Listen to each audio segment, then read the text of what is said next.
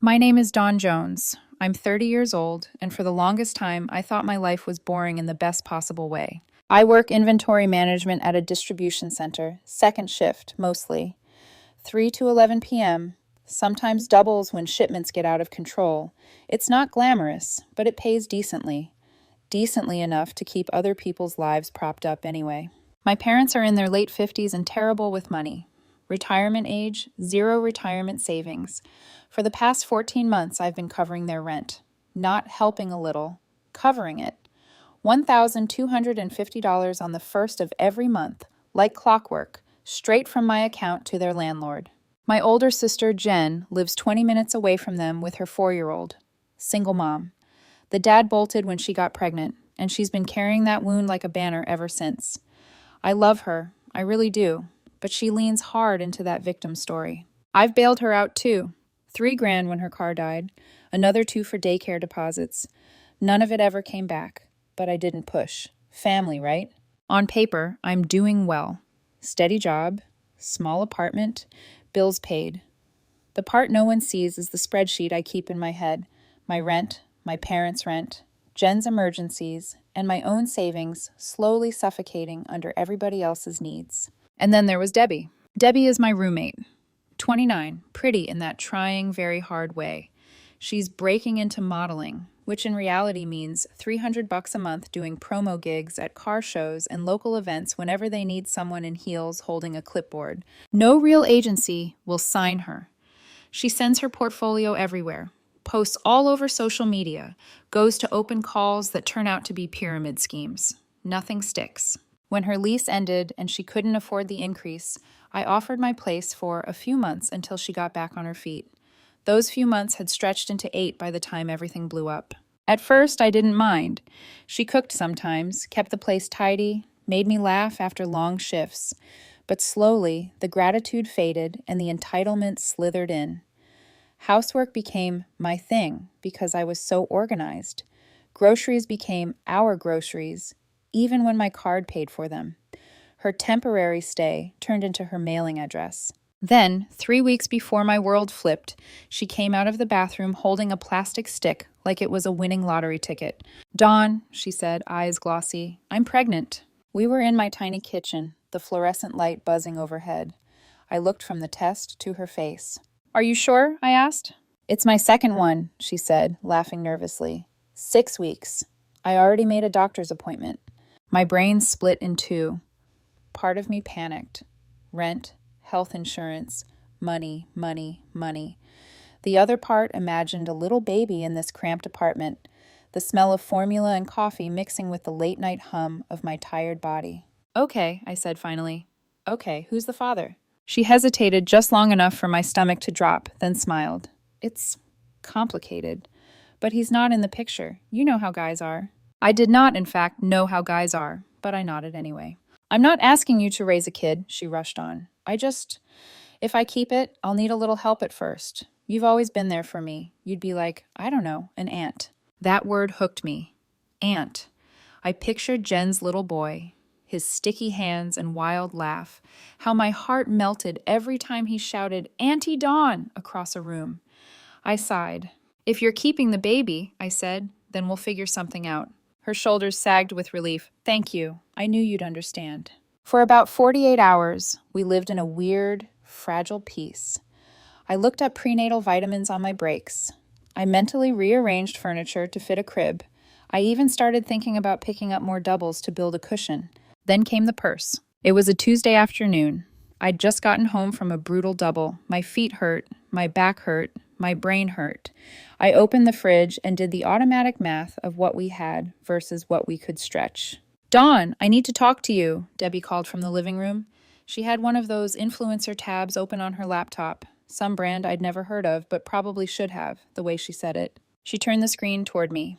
"I need this bag." I blinked. "You need a bag?" "Not just any bag," she said, rolling her eyes like I was being dense. "It's a designer. It'll make my portfolio shoots look more elevated. Like, casting directors see this and they know I take myself seriously." I looked at the price tag, $2,200. I actually laughed. I don't have $2,000 lying around for a bag. "You do," she countered. "You're just hoarding it for savings or your parents or whatever." Whatever is their rent, I said, the edge slipping into my voice, and mine, and your prenatal appointments, if you're keeping this baby. She folded her arms. Dawn, I'm giving you a child in this house. The least you can do is support my career. If I look successful, I'll get better jobs. That helps both of us long term. I stared at her. You live here rent-free. I pay for Wi-Fi, electricity, your phone most months when you forget. I bought you a laptop 6 months ago so you could edit your photos. That is supporting your career. That's different, she said, jaw tightening. Those are basics. This is an investment. I shook my head. I'm not dropping $2,200 on a purse when I'm paying my parents' rent and there's a baby on the way. It's not happening. You can thrift something or rent a bag for shoots if you need to look fancy. The air changed. You know that moment when a fight goes from annoying to dangerous? Her face went blank, cold blank. Fine, she said, voice flat. Forget I asked. She closed her laptop with a little click, went to the bedroom, and shut the door. I thought that was the end of it. 2 days later, at 3 p.m., I woke up from my post-shift sleep to my phone buzzing like it was possessed. Missed calls, voicemails, family group chat blowing up. My mom's name flashed first. I answered groggily. Hey, Mom. She was crying. Dawn, how could you? My heart lurched. How could I what? Debbie called me, she sobbed. She's pregnant, and you told her to get rid of it. You said a baby would ruin your finances, and you weren't ready to be tied down. How could you say that to a scared girl? I sat up in bed, adrenaline burning away the fog. I never said that. I told her we'd figure it out together. I never mentioned abortion. She showed me ultrasound pictures, my mom insisted. She's devastated. She said you were pressuring her. My throat went dry. Mom, that's not what happened. Your father's furious, she said. Jen is too. We thought we raised you better than this. She hung up before I could answer. A second later, Jen called. No greeting, just, you're disgusting. Jen, you're just like my ex, she snapped. Pressuring someone to end a pregnancy because it's inconvenient for you? You really think a purse is more important than a child? I blinked. What is a purse? Don't play dumb. Debbie told us everything. She said all you care about is money, that you told her to handle it or move out. I can't believe I ever thought you were different. She hung up. My hands were shaking by the time I opened the family group chat. There it was. Ultrasound pictures, black and white blurs with a caption, Baby Jones coming this spring. My mom had responded with crying emojis and, we're here for you, Debbie. My dad, we'll support you and the baby. Don't let anyone pressure you. Jen, if you need anything, call me. You deserve better than this. You deserve better than this. The words crawled under my skin and burrowed there. I stared at the screen until my eyes burned. I could have started typing a wall of text. I could have called everyone back, shouting my version of the story. But all that would have looked like was damage control from the villain. Debbie wasn't home. She'd gone to a friend's place that morning to clear her head. I checked the clock. 3:47 p.m. She usually drifted back around 6. Fine, I thought. Let's play this differently. When she walked in at 6:22, she looked satisfied. Set her purse on the counter, kicked off her shoes, tossed her hair like she was in a commercial. You okay? She asked, feigning concern. I was sitting on the couch with my phone in my hand. Why did you tell my family I wanted you to get an abortion? Her face didn't even twitch. I didn't say that. I held up my phone. My mom called sobbing. Jen called me a monster. The group chat is full of you posting ultrasound pictures like this is some Hallmark movie where I'm the villain. So yeah, you did. She crossed her arms. I told them I was scared of your reaction. That's not the same thing. You posted pictures talking about Baby Jones and let them think I'm trying to make you get rid of it, I said, standing up. You're manipulating them. For what? The bag? You're paranoid, she said coolly. Then clear it up, I said. Go into the group chat right now and tell them I never mentioned abortion. Tell them I said we'd figure it out. Clear my name. She actually laughed, a soft, disbelieving sound. Or what? Or you don't live here anymore. Her eyes went sharp. You're really going to throw out your pregnant roommate? You know how that's going to look, right? To your parents, to Jen. They already think you're the bad guy. You kick me out, you prove them right. My stomach turned. So you're threatening me. I'm protecting myself and my baby, she said.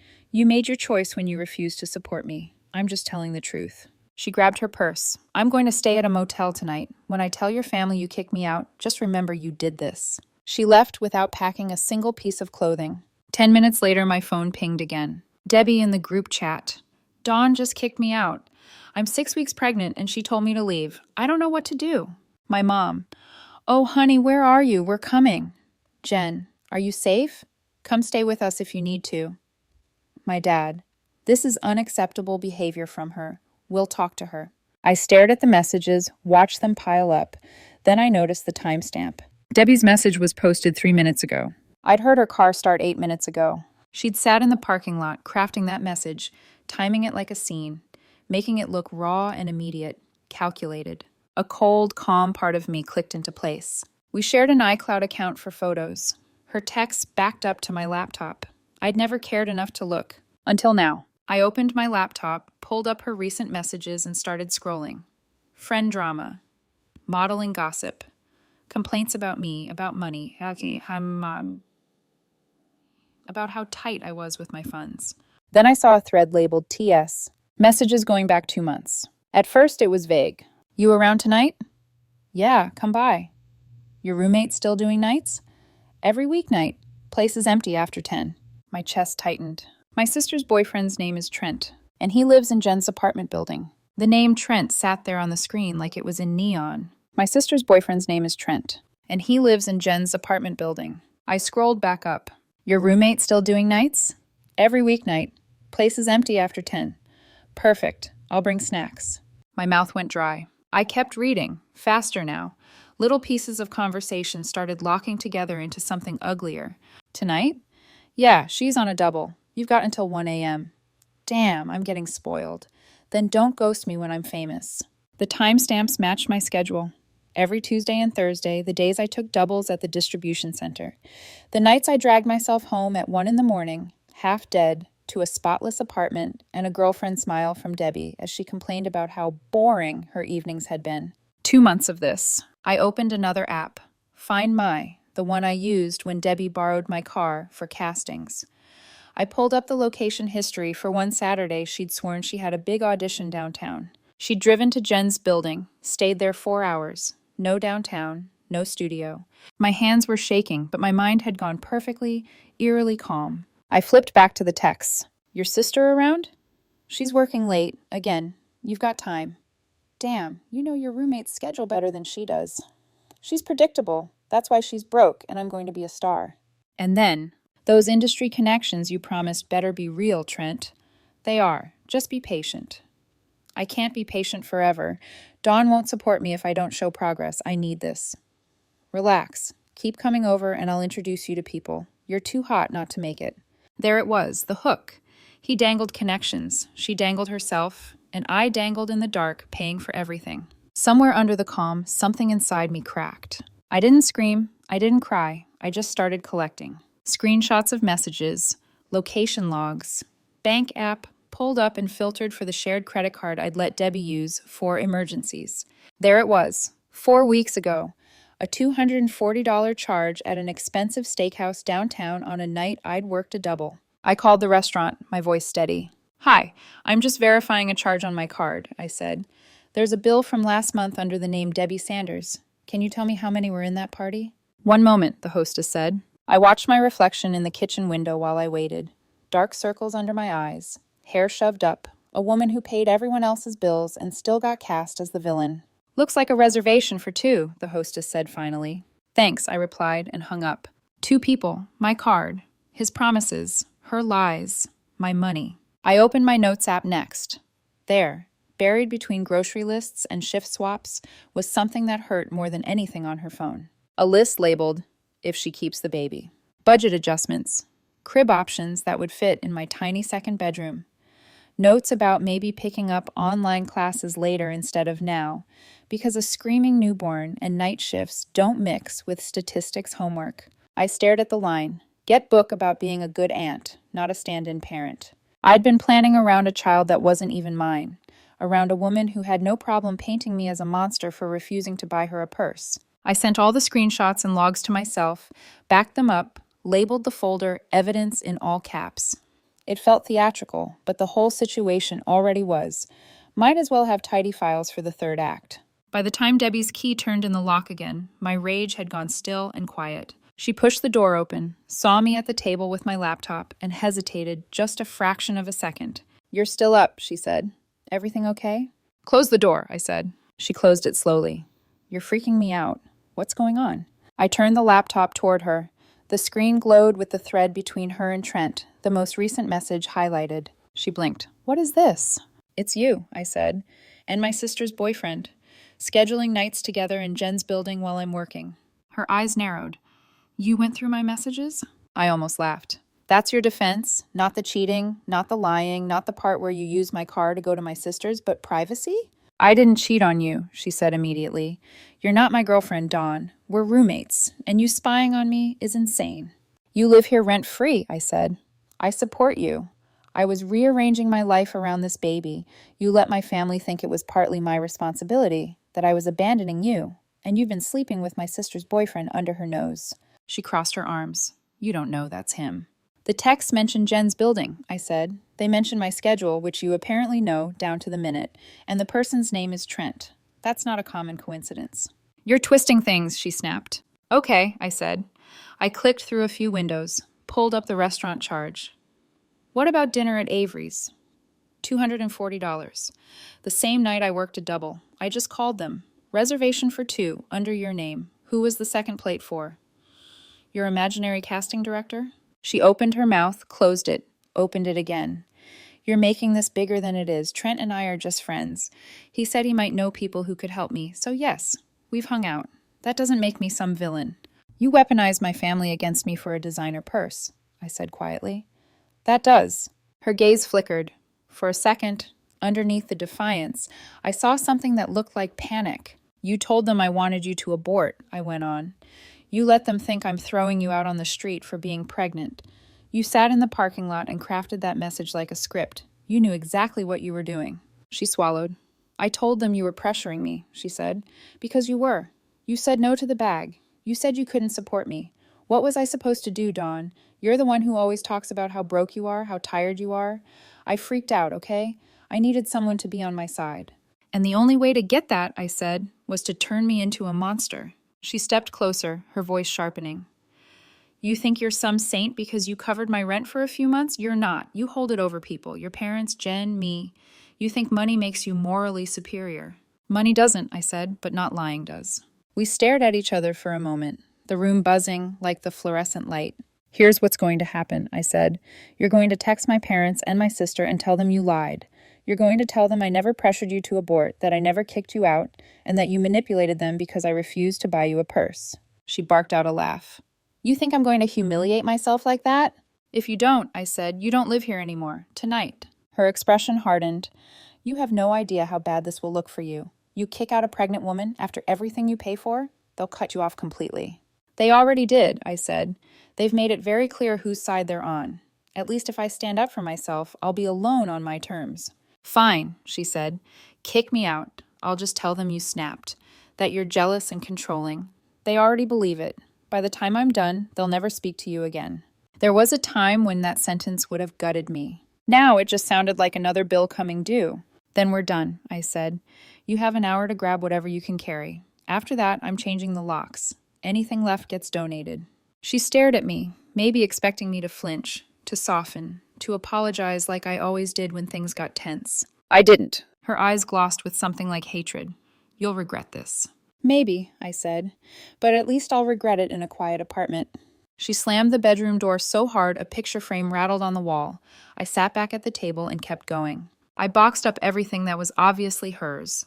Clothes, shoes, makeup, hair tools that took up half the bathroom, bottles and jars, and half-used serums she swore she needed. She emerged 40 minutes later with 2 suitcases and her purse on her shoulder.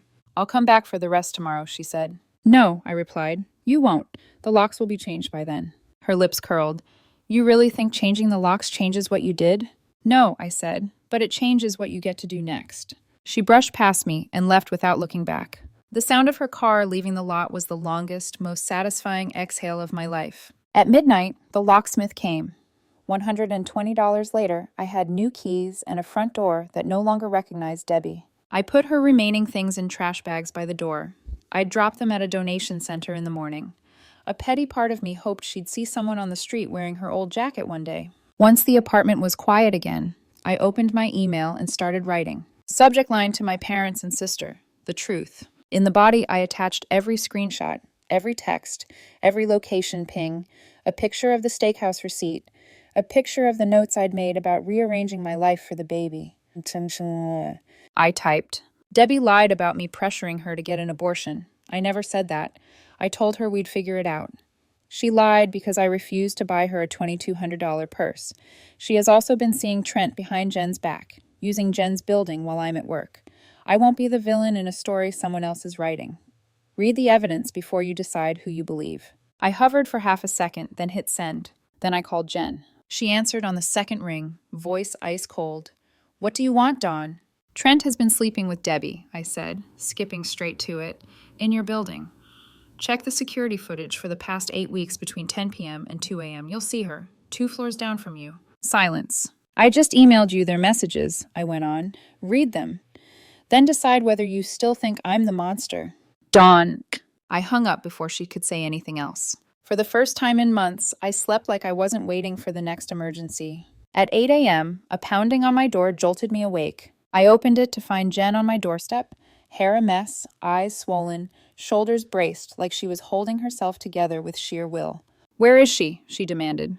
Who? I asked, even though we both knew. Debbie, where is that lying piece of trash? Last I checked, I said, motel on Jefferson, room 114. She posted the door on her Instagram story with some sad caption about starting over. Jen's jaw clenched. She spun on her heel, then turned back. Come with me, she said. Why? I asked.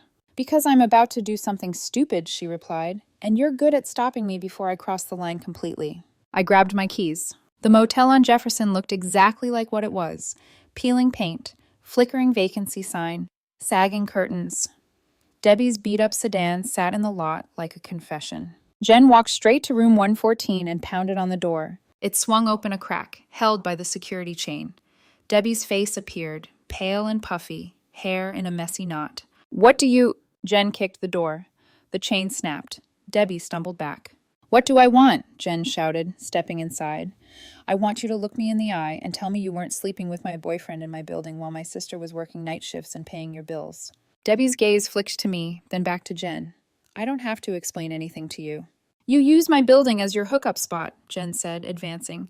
You lied about Dawn to our family. You got pregnant by my boyfriend and tried to hang it around her neck. That baby might be hers, Debbie snapped. You don't know. Jen lunged, shoving her back onto the sagging bed. Debbie shrieked, grabbing at Jen's hair. They went down in a tangle of limbs and curses. For one wild second, I let it happen. Then I grabbed Jen around the waist and hauled her back. She fought me, tears streaming down her face, fingers still clawing the air in Debbie's direction. Debbie scrambled up against the headboard, holding her head, sobbing. You're insane, she cried. Both of you. I made a mistake, okay? Trent said he loved me. He said he'd help my career. Jen laughed, a broken, ugly sound. He doesn't even love himself. You two deserve each other. Debbie's eyes flashed. You're jealous, she spat. Of me, of him, of the fact that someone finally sees my potential. Dawn is just bitter because she's alone and boring and... Enough, I said. Both of them looked at me. This isn't going to turn into a brawl in some motel room, I said. Here's what's going to happen instead. We're going to get a prenatal paternity test. Non-invasive. If the baby's Trent's, he deals with it. If not, then this is between you and whoever else you've been lying to. Debbie's face twisted. I'm not some lab rat. I don't owe you anything. You owe me the truth, I said. And you owe my family the truth. A test is the only thing anyone is going to believe now. Your words don't mean anything anymore. Jen wiped her face with the back of her hand. If you don't take that test, she said quietly, I will tell everyone you refused because you know exactly who the father is, and it's not the woman you threw under the bus. Debbie looked between us, chest heaving. You're monsters, she whispered. No, I said, we're done being your audience. Jen stepped back to the door. Get dressed, she said. My brother-in-law's a lawyer. He'll make the arrangements. Debbie glared at us, eyes burning with a hatred that made my skin prickle. This isn't over, she said. She was right. But for the first time since that stupid purse conversation, I felt like I was standing on solid ground. And the next move would be mine. The paternity test process started faster than I expected. By noon the same day, Jen had already talked to her lawyer friend, my brother-in-law, technically, though the marriage hadn't survived the fallout of her ex vanishing during her pregnancy. He specialized in family law. He knew the drill. He sent Debbie an official request for voluntary compliance with a non-invasive prenatal paternity test. All Debbie had to do was show up for a blood draw at 9 weeks. Trent would provide a cheek swab. So would I, just to eliminate every possible angle for her to twist the story. Debbie refused at first, sent a dramatic email that read like a long, frantic monologue. I don't consent to being harassed. Dawn is obsessed with controlling me. This is abuse. The baby is hers emotionally, even if not biologically. She knows she's the real parent. I stared at the screen for 10 seconds and then just closed the laptop. Jen marched straight to Debbie's parents' house and dropped a printed list of Debbie's messages into her mother's hands. Debbie's mom looked like she might throw up. Her dad looked like he might throw Debbie out right then. Within 2 hours, Debbie caved. She replied, "Short this time." "Fine." The appointment was set for the following Tuesday, the test day. I tried to tell myself I didn't care, that the truth wouldn't change anything about Debbie's betrayal, or Trent's sleaziness, or my family's willingness to believe the worst of me.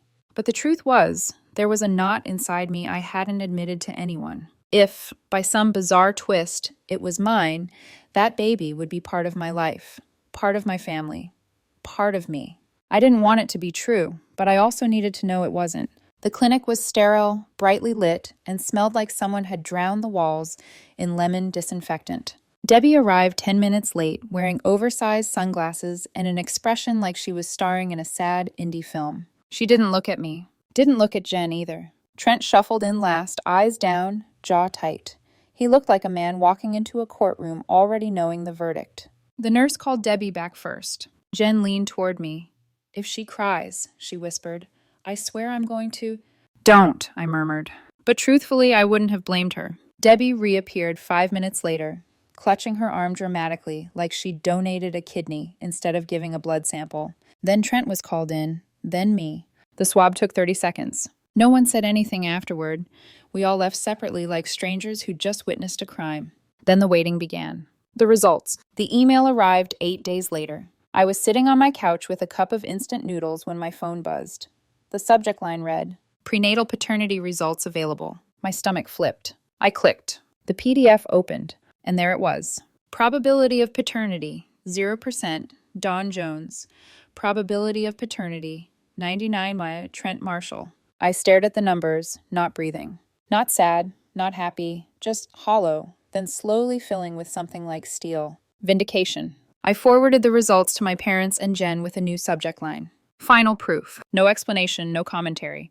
Just the truth they should have waited for in the first place. The calls. My mom called 20 minutes later, voice shaking. "Dawn, honey, I'm so sorry. We didn't know. We shouldn't have." "You believed a stranger over your own daughter," I said calmly. "There's nothing else to not know." "We were just trying to protect her," she whispered. "By attacking me?" Silence. Then, "I don't have an excuse, but I'm ashamed of us." "You should be." We stayed quiet for a long time before she whispered a fragile, "Please forgive us." "I need time," I said and hung up. My dad texted an hour later. "We were wrong. Call when you're ready." I didn't respond. Jen showed up on my doorstep that evening holding a casserole dish. She didn't say anything at first, just handed it to me. "I'm sorry," she finally said. "I was cruel, and I was wrong." I nodded. "Yeah." She looked down. "How do I fix this?" "You can't," I said. "Not today, but you can give me space." She swallowed and nodded. "Fair." She walked away without pushing further, and I appreciated that more than any apology. Life slowly without Debbie. The following weeks were quiet. Debbie disappeared from our lives entirely. Trent tried calling Jen twice, then gave up when she blocked him. Rumor from a mutual friend said he quit the gym, deleted his social media, and fled town like a coward, avoiding his own reflection. My parents tried to rebuild things. Cards, voicemails, tiny olive branches. I didn't slam the door on them, but I didn't open it wide either. I kept paying their rent, because I'm not the kind of person who leaves people homeless out of revenge. But that was it. No more extras, no more emergency money, no more emotional punching bag. They got what they needed, not what they wanted. Then, Jason. It was almost 2 months after the DNA results when I met him. A friend dragged me to a birthday dinner I hadn't wanted to attend. I was planning to leave early when he sat next to me. Soft blue scrubs, warm brown eyes, tired but gentle smile. "Hey," he said, "I'm Jason." He was an ER nurse, grounded, smart, independent, paid his own bills, didn't need fixing or saving. We talked about nothing and everything. movies, hiking trails, bad cafeteria coffee. He didn't ask for my number. He asked if I wanted to give it. I did. Our dates were simple. Dinner after his shifts, weekend hikes, nights playing card games on my living room floor. He left clothes at my place slowly, naturally. I gave him a key because it felt right, not rushed. And for the first time in years, everything felt peaceful, stable, earned. Then, one Saturday, the knock. Jason and I were on the couch watching a movie. He had an arm around me. My legs were curled under a blanket. The dog, a little rescue mutt Jason convinced me to adopt, was snoring at our feet. Then, knock, knock, knock. Hard, urgent, familiar. Jason paused the movie. Expecting someone? I shook my head. I stood up, walked to the door, and opened it. And there she was. Debbie, holding a baby. Looking exhausted, pale, and wild around the edges. We need to talk, she said. I started to close the door. She shoved her foot forward, blocking it. Dawn, please, she said, voice trembling. Just 5 minutes. Behind me, Jason stood up. Who's this? He asked gently. Debbie turned to him, and her entire face shifted into a practiced, innocent expression. I'm Debbie, she said softly. Dawn's wife, and this is our son. Jason blinked, and my entire future, the peaceful one I'd built with shaking hands, wavered in the doorway. Debbie stood there, 1 foot wedged in my doorway like she owned the hinge, her voice trembling just enough to make the lie sound believable. The baby on her hip hiccuped and whimpered. Jason froze behind me, caught between politeness and confusion. I felt something inside me go cold. Not fear, not shock. Recognition. Debbie hadn't changed. She'd just found a new angle. I stepped forward, pushing the door against her foot. Move it. She gave me a wounded look, the kind she reserved for manipulating strangers. Come on, Dawn. Don't do this. Not in front of... She flicked her eyes to Jason. Your husband. Jason's brows shot up so high they could have left orbit. Husband? He said slowly. Dawn? I exhaled through my nose. She's lying. Debbie shook her head quickly. No, she's confused. We're married. Separated, but married. And she's just embarrassed you didn't know. Jason looked at me. Not accusing, not doubting. Just waiting. I pulled out my phone, tapped the screen twice, and handed it to him. It was the paternity test results. He read them, eyes narrowing with every line. When he reached the bottom, he let out a breath and handed the phone back without a word. Then he looked at Debbie. You need to leave, he said, calm but firm. Debbie's entire face twisted. She wasn't used to men who didn't fold when she batted her lashes. Jason, she said sweetly, shifting the crying baby on her hip. You don't understand. No, he said. I understand perfectly. Her sweetness evaporated. Unbelievable, she snapped. She gets her hooks into you for a few months and suddenly you think you know everything? Dawn lies. It's what she does. She lied to her family, she lied to me, and now she's lying to you. Debbie, I said quietly, the baby isn't mine. You know that. You know exactly who the father is. She jerked her head away. I don't know anything except you're both heartless. I came here because I need help. And that's not my responsibility, I said. Her eyes flashed. I wouldn't have to be here if you hadn't destroyed my life. I let out a sharp laugh. You mean when I refused to buy you a purse? Or when you lied to my parents? Or when you got caught sleeping with Jen's boyfriend in her building? Which part did I destroy? Pain flickered through her eyes. Real, this time. But Debbie didn't know how to sit with real emotion. She weaponized it instead. Tren abandoned me, she said. My parents want nothing to do with me now. I'm living in a spare room surrounded by judgment. I'm alone, and the father of my child is not me, I said, and will never be me. Jason stepped up beside me, folding his arms. You need to leave, he repeated. Now. Debbie turned her fury onto him. You don't know her, she spat. She's cold. She's selfish. She pretends to be the victim, but she destroyed my life, and now she's ruining my son's chance at having a father. His father, I said, is Trent. Not me, not Jason. Find him. I can't, she shrieked. He blocked me. He moved. He cut me off. I have nowhere else to go. Not my problem, I said. Her jaw trembled, and for a moment, just a breath, I saw the girl she truly was. Lonely, chaotic, terrified. But empathy is not debt. I didn't owe her anything. She lowered her voice, trying one last angle. Dawn, please. Can't you just let me stay one night? I have a baby. Your family believed me. They helped me. Why can't you? Jason spoke before I could. Because she's not your safety net anymore, he said. And you don't get to weaponize a baby to worm your way back into her life. Debbie stared at him like he'd slapped her. She pulled the baby closer, muttering, "You'll regret this. Both of you. Dawn, you always regret things too late." Jason reached for his phone. "I'm calling the police." Debbie's shoulders stiffened. Her mask shattered. She took 2 steps back. "Fine," she hissed, "but this isn't over." She stormed to her car, fumbling with the car seat buckle as the baby cried harder. She slammed her door, revved the engine, and peeled out of the parking lot like she expected me to chase her. I didn't.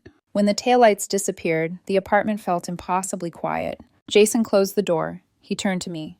"Are you okay?" he asked softly. I nodded once. Then again, slower. "Yeah," I said. "Just annoyed she still knows where I live." Jason ran a hand down his face. "Can you do something about that?" "Yes," I said, "and I will." The restraining order. Monday morning, I sat in the courthouse lobby with a folder labeled Harassment Documentation. Inside were the paternity results, screenshots of Debbie's lies, copies of her messages, timestamps from her showing up at our door, Jason's written statement, Jen's statement confirming the cheating. The clerk didn't even blink. They filed the temporary restraining order that day. Debbie was legally barred from coming within 500 feet of me, my home, or my workplace. A judge reviewed it within 48 hours and converted it into a full order. Debbie was served at her parents' house. Her mother cried. Her father shut the door in the officer's face. Debbie posted a long rant online that afternoon. "The system protects abusers. Dawn stole my family. She stole my life. She stole my son's future." Not a single mention of the paternity test, or the cheating, or the lies. Of course, she always edited the story until she looked like the victim. Violations and consequences. Debbie tried texting me from 3 different numbers. Blocked, blocked, blocked. She messaged me on Instagram, on Facebook, even through some random burner account with a profile picture of a sunset. Blocked, blocked, blocked. Then she showed up in my work parking lot. That was the moment I stopped feeling even a shred of pity. I called the police. They escorted her off the property, reminded her she could be arrested. She didn't come back. 2 days later, someone told me they'd seen her loading up her car with boxes. A week later, she'd moved 2 states away to live with an aunt. Good. Let that be someone else's problem. Life after the storm. With Debbie gone, everything in my life shifted. Not suddenly, not dramatically, just quietly. In a way that made me realize how heavy she'd been on my world. My parents apologized again, this time without crying, without excuses. Just, "We're sorry, we were wrong." I enforced boundaries. No more emotional entitlement, no more jumping to conclusions, no more acting like I owed them for existing. Jen and I met for lunch once a month, slowly stitching our relationship back together. Not perfect, not overnight, but real. Jason and I grew closer. He moved in 4 months later. We adopted a little mutt named Cooper, who made a game out of destroying every squeaky toy he touched. We turned the second bedroom into an office for him and an art corner for me. Life became normal. Normal in a way I didn't know I was allowed to have. Sometimes my mom asked if I'd ever fully forgive them. I always said the same thing. Forgiving doesn't mean forgetting. You chose to believe a lie over your daughter. That kind of wound doesn't vanish. She nodded, didn't argue, and that was enough. Debbie still posts online sometimes, spinning new versions of her story. Versions where she's the brave single mother fighting corruption and abandonment. Versions where I'm the villain. I don't care. She's not my problem. She's not my responsibility. And thanks to a legally enforced 500 feet of peace, she's not my chaos anymore.